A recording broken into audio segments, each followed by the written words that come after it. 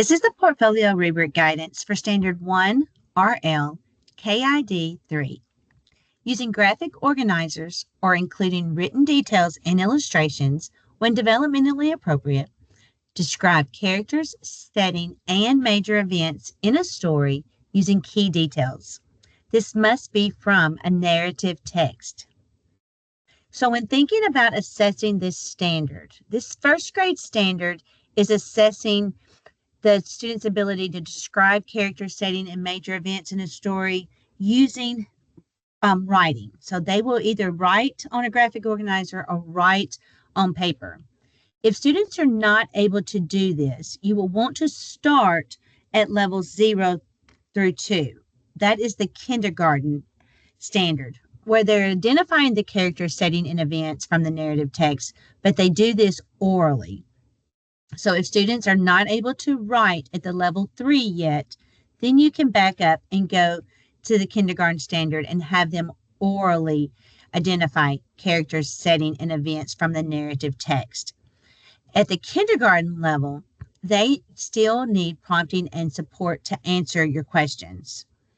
When looking at this rubric, notice that an event is anything that happened in the story, but a major event are those important events that happened at the beginning, middle, or the end.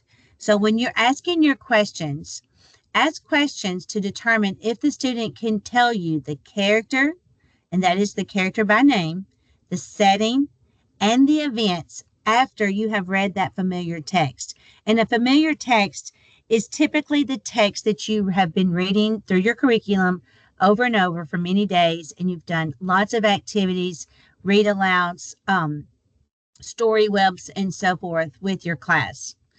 To identify the character, the student must name that character in order for that to be correct.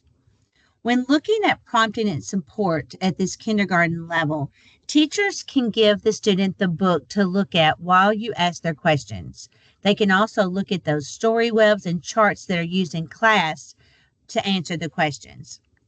The questions that you ask the student is not considered prompting and support. That is your task.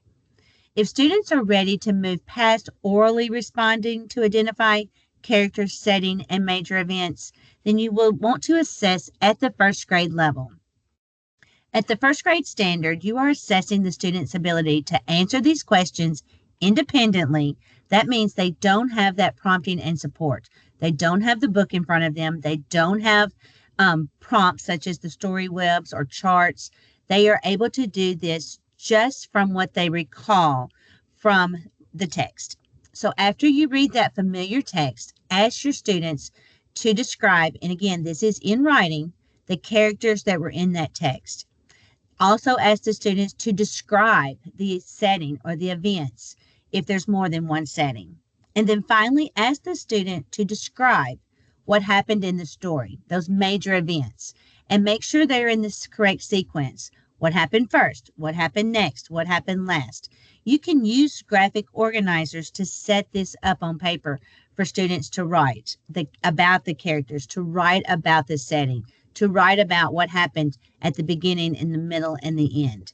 Just keep in mind that describing is using adjectives. So students should be writing adjectives to describe those characters, settings, and main events.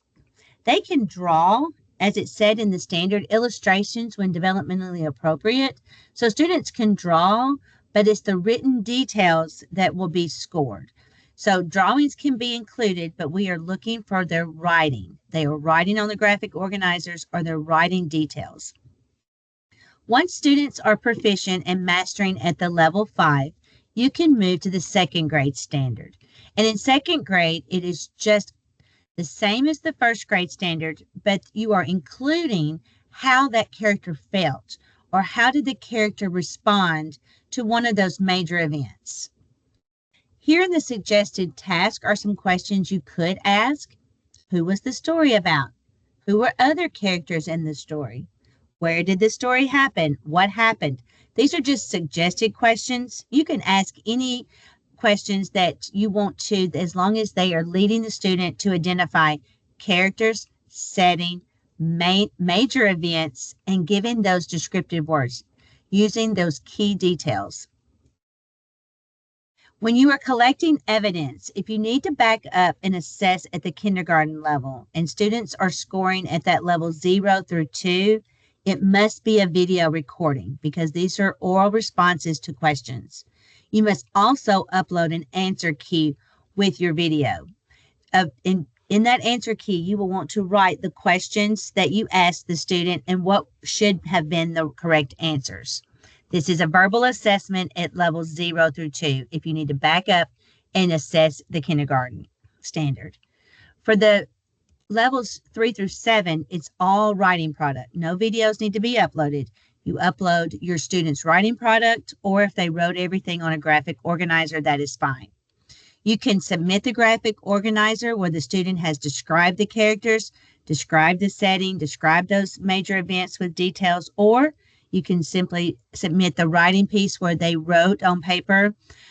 Maybe they draw. It says here that you can include those drawings. It's not mandatory that they draw anything, but if they want to draw, they can. But you can upload that writing piece to where they have described characters, setting, and major events. This is not a verbal assessment at levels 3 through 7. No videos are acceptable. It is a writing product. If a student is successful at level 6 and 7, you must include the evidence at level 5 because 6 and 7 is an add-on to 5 where they have to also include how that character felt. So be sure to upload evidence of 5 if you are also uploading evidence of 6 or 7. Once you have your student work, you will move to the rubric to score that student work.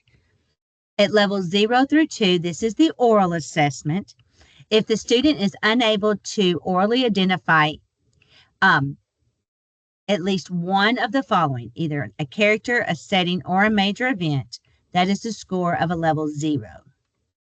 If the student is able to orally identify two of these aspects, characters, setting, major event, maybe they could identify a character and a setting, or a setting and one major event.